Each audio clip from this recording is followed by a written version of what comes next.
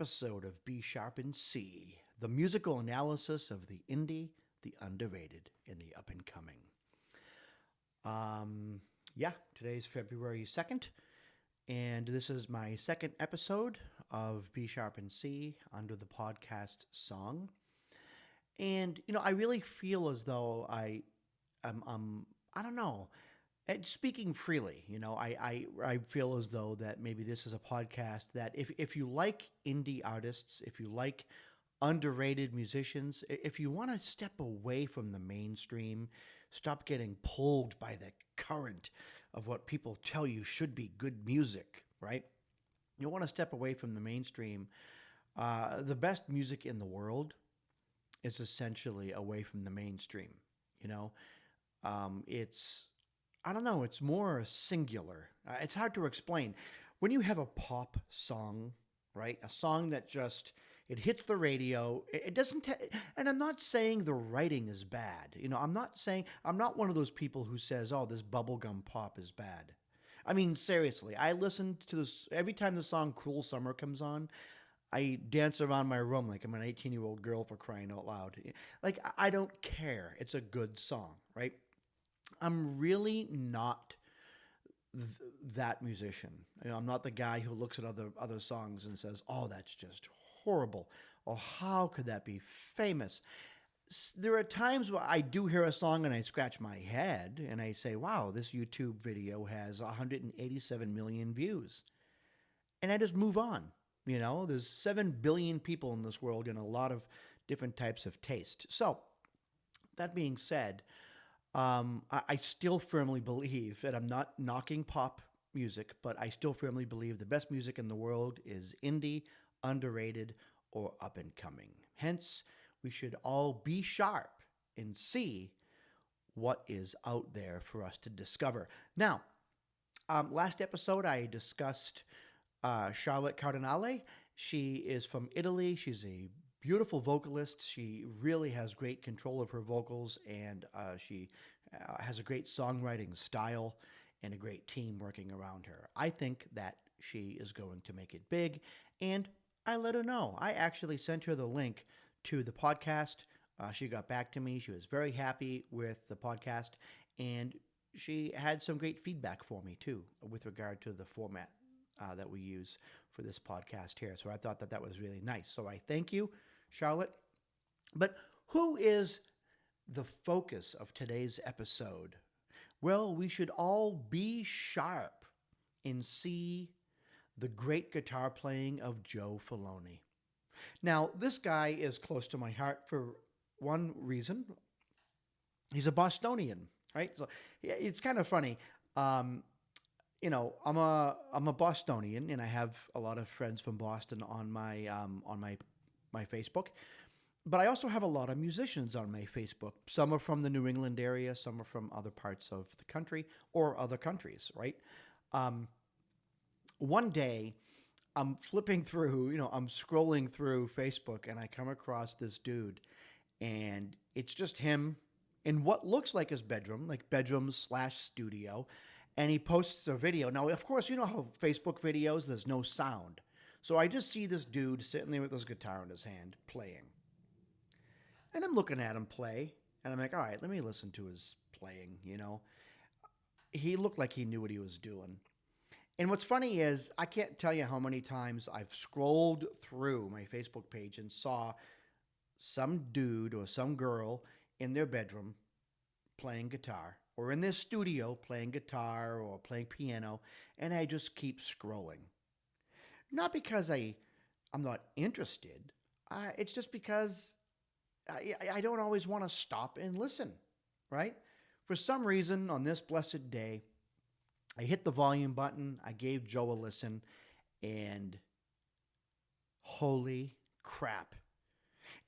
It's one of those things. Well, first of all, let me get into a little bit of background, right?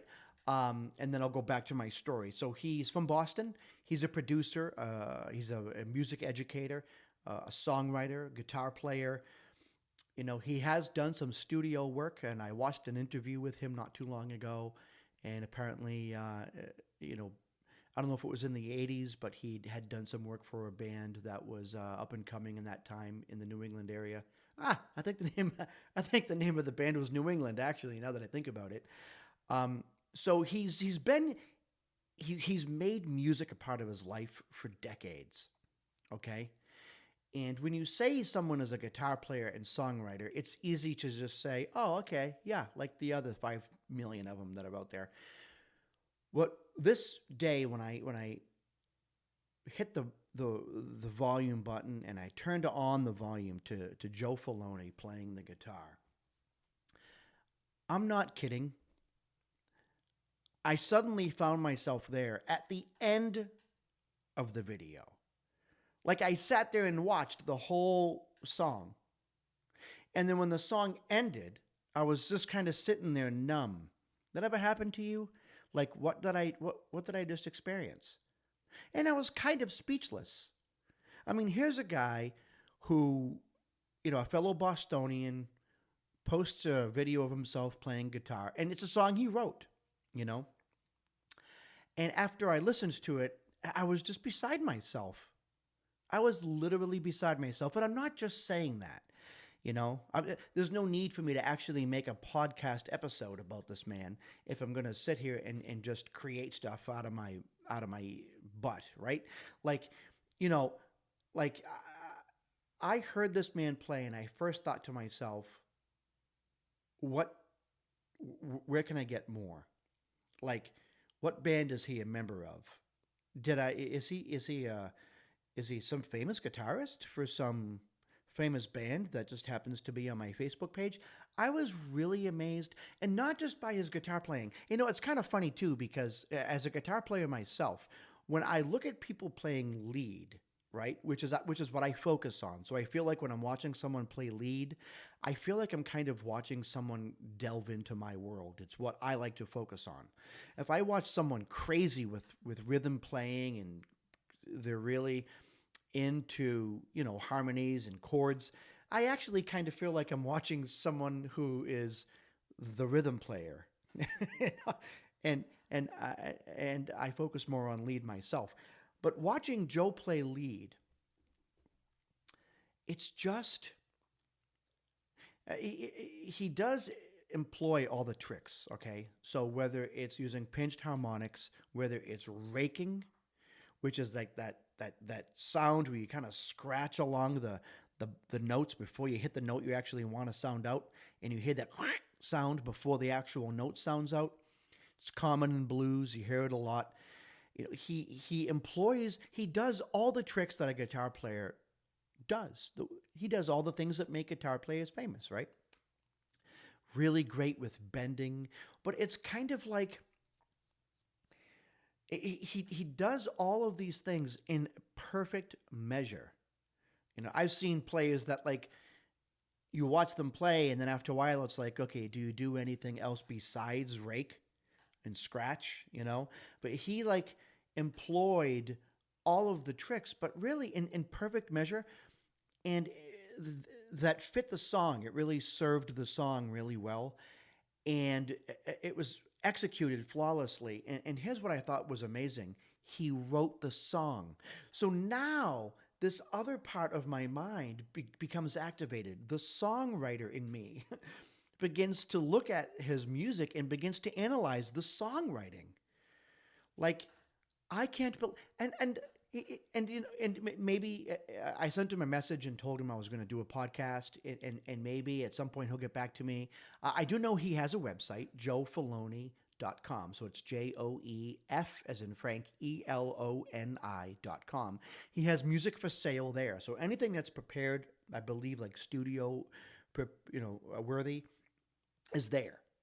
But he does have some impromptu stuff on his Facebook page. Literally everything he plays, like, it doesn't matter what song I click on.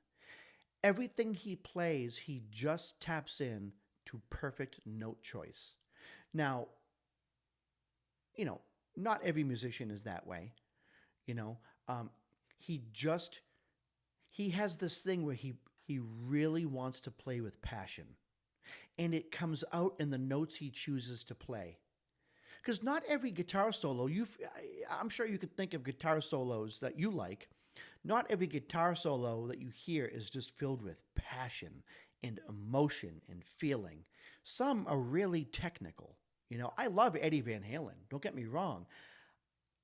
You give me 10 guitar solos of Eddie Van Halen, 9 I'll look at and say, wow, this dude can play. He's mechanically on top of his game. See, when I hear Joe Feloni play, even though he's mechanically capable, it's the note choice that hits me in the face. It's the passion that he plays with that hits me in the face. So that's why today my episode is about Joe Feloni. We need to be sharp and see the beautiful guitar playing of Joe Feloni. And what's interesting, and this is one of the reasons that I think he actually writes music that really kind of hits you to the heart. I was watching an interview with him, and these were his words. He said, music is a journey, And then he said something along the lines of, you're not going to figure it all out. You just keep learning. But if you're passionate about it, you're going to keep doing it. And there were techniques that he had to practice for a decade in order to get to a comfortable level. Certain riffs and certain things that he plays now, he practiced those riffs for a decade. He knew what he wanted to play. He knew what he heard in his head, and he can manifest it with the guitar through hard work. And I think that's really important. You come across so many musicians today who, when they write guitar solos or when they are writing a song, they might even actually get to a point where they say, you know what, this is in the right key. I'm just going to leave it. It's not wrong. I'm not hitting bad notes. So I'm going to keep this in the song, and I get the impression that when Joe Feloni writes the melodies to his song, he might notice that certain things might fit, but I don't think you just come up with melodies like this without extremely hard work. It's kind of funny. I remember watching an interview once with David Gilmour, who's also known for being very melodic in his playing. And I would come right out and say, I don't think David Gilmour is as mechanical as Joe Feloni. I think Joe Feloni is a very mechanical guitar player with the melodic leaning. It's almost like by accident, he just writes stuff that's very melodic.